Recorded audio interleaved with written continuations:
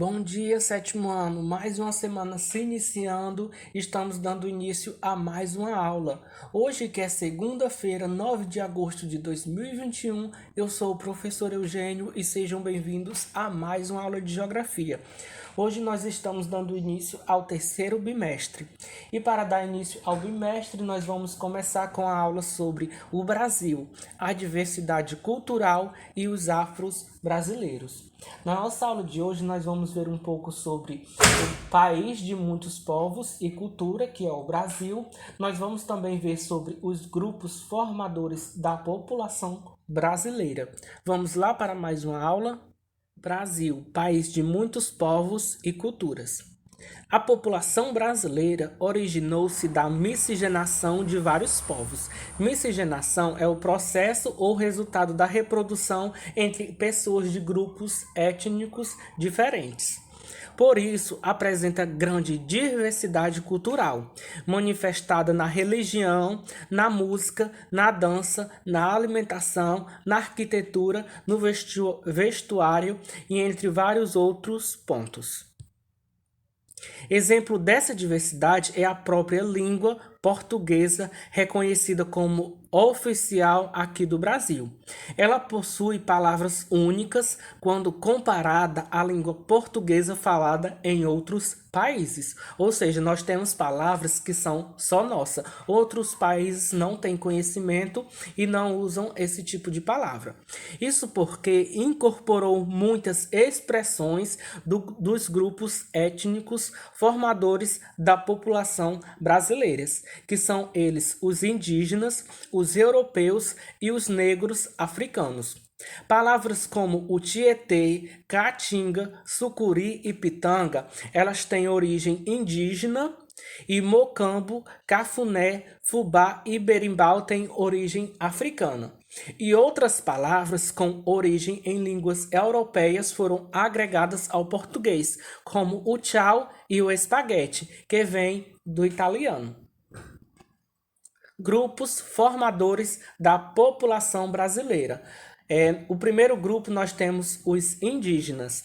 Como vimos nas aulas anteriores, diversos grupos indígenas viviam no território que viria a ser o Brasil. Antes da colonização portuguesa, estimava-se que havia de 2 a 4 milhões de indivíduos distribuídos em mais de 1.000 e diferentes etnias, que nós vamos já ver na figura 22. Possuíam características próprias de organização social, línguas, crenças, técnicas de coleta, caça, pesca e cultivo agrícola.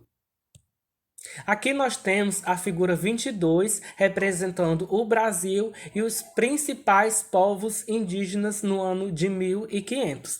Nós podemos ver aqui na tabela abaixo os tipos de povos indígenas, cada cor representa um tipo de povo, e aqui nós temos o mapa do Brasil, representando como esses povos eram distribuídos por cada lugar do Brasil. Hoje, alguns grupos indígenas vivem isolados, outros em reservas ou nas cidades, muitos em precárias condições de vida. Os grupos indígenas continuam lutando por seus direitos e contra o preconceito e o descaso com a sua cultura, que percorre o despeito da contribuição desses grupos para a formação do povo brasileiro e de todo o seu conhecimento sobre o meio ambiente, a flora e a fauna do território acumulado por séculos. Há anos, as pesquisas médicas e farmacêuticas baseiam-se nos conhecimentos para aproveitar as propriedades preventivas e curativas de várias espécies vegetais e animais utilizadas por grupos indígenas a fim de obter substâncias para a elaboração de medicamentos. No entanto, os indígenas ainda são vítimas da invasão de suas terras por fazendeiros, garimpeiros, madeireiros, grileiros e entre outros povos. os portugueses e outros imigrantes. A partir do século XVI, com a invasão do território pelos portugueses, teve início o processo de miscigenação destes com os grupos indígenas e os negros africanos, trazidos como escravos, configurando a população brasileira atual. Nos séculos 19 e 20, esse processo prosseguiu com a chegada de outros povos.